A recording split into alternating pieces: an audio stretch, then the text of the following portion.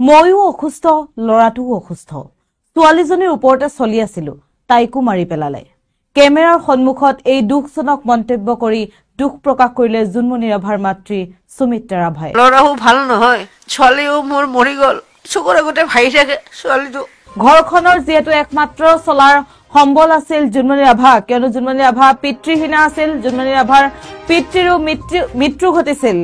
একমাত্ৰ যিগৰাকী ভাতৃ আছিল, তেখেত আছিল শাৰীৰিকভাৱে এগৰাকী অসুস্থ ব্যক্তি। তেখেতৰ মাতৃৰো বৰ্তমান স্বাস্থ্যৰ অৱনতি ঘটিছে আৰু সেয়েহে জোনমণি ৰাভাৰ মৃত্যুৰ পাছতে ঘৰখনৰ হাহাকাৰ অৱস্থা, অচলা অৱস্থা হৈ পৰিছে ঘৰখন।